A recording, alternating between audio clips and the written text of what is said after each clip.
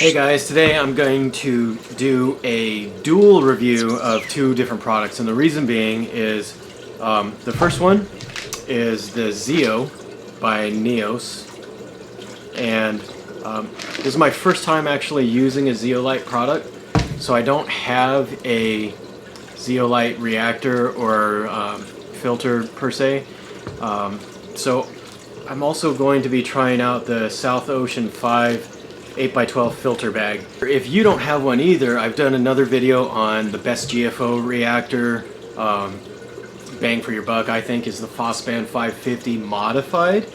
Here's the link for that video right here. But you could also use it with the Zeolite product.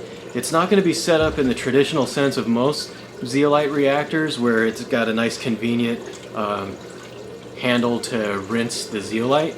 But with the Phospan 550, you could simply just take the boot, disconnect it from the mod that I've demonstrated, and then, you know, just raise the chamber manually, plug the boot back in, screw the cap back down, and it would work in a similar fashion. Right now, I only have one Phospan 550 modified, so I'm still running carbon and GFO on that, and I don't really want to be disrupting that with Zeolite. So that's why we're going to use the filter bag. So let's check out the ZEO by NYOS first. There's a locking ring on here, so I'm going to attempt to peel that off. Dun, dun, dun, dun. Okay, it's got another cap in there to keep dust from coming out of here.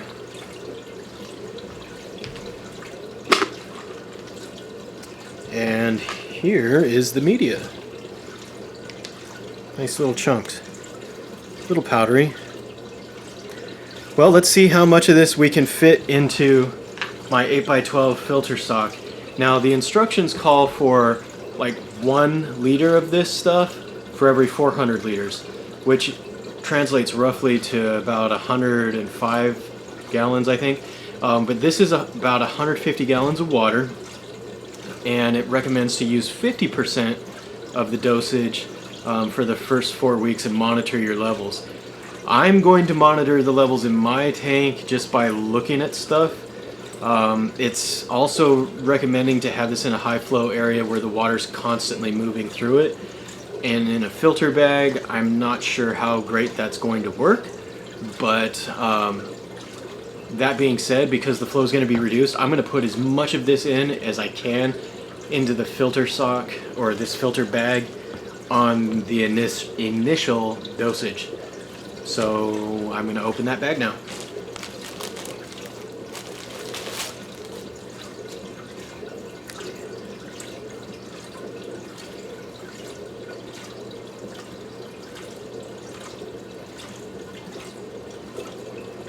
I've used a few different filter bags before.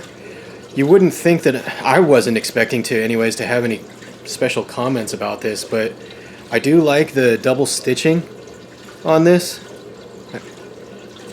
It seems like it's going to hold up pretty well, and the threading to close the top, it feels tough is what I'm trying to say. It doesn't feel like it's going to just break the first time I try and dig out a double knot or something like that. Let's see how much this bag will hold. This 8x12 bag took the whole liter of Zeolite. Hopefully I'm not going to nuke anything in there. If it does, I'm going to keep a real close eye on it over the next couple of days. So this is day 3 of running the NYOS Zeolite. Day 3. Still have some algae problems here. Again, this is day 3. The red slime has all but disappeared. Green hair algae on this digitata has been greatly reduced, but not eliminated. Day 5.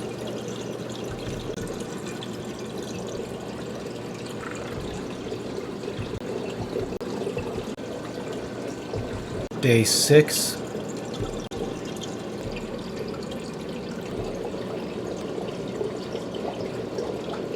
You'll see over this 10-day period that I've actually documented the change in the appearance of the corals, that they are adjusting and getting used to this new type of nutrient system in the tank, or lack thereof. the colors are progressively getting lighter, but so far there's been nothing that has died off. And in the entire 3 weeks that I've been running this, it's just about time to change the media out. And I must admit, putting it in a bag and trying to remember to rinse it every day, it was a new routine for me. So to be honest, it didn't happen.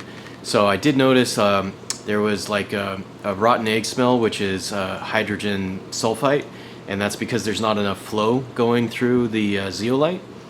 So if you're going to use the bag, make sure you put the bag really close to a return pump or in a really high flow area of the sump, and don't forget, toss the bag around a little bit at least once a day.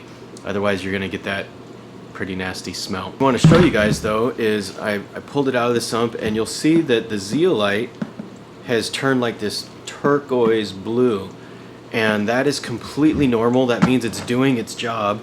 The zeolite both works as a mechanical filtration but also as a biological filter as well. That turquoise blue color is the actual bacteria that's going to take those nutrients out of the water that we don't want in there. So that all being said, I'm going to continue using the zeolite, but I think I'm going to get a reactor, one with a handle that makes it a lot easier to rinse the media off.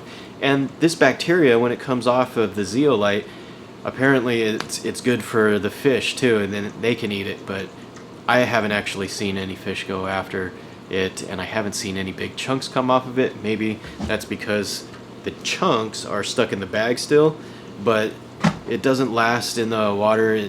There's just a little bit of haze that happens briefly, and the filter sock grabs it out, or it dissipates. I'm not sure what happens to it, but the tank is staying crystal clear, and I'm having a lot less algae problems than I was before. I'm going to keep trying to use this stuff because I really want to get those pastel colors that I'm seeing in tanks that run zeolite. Thanks for watching.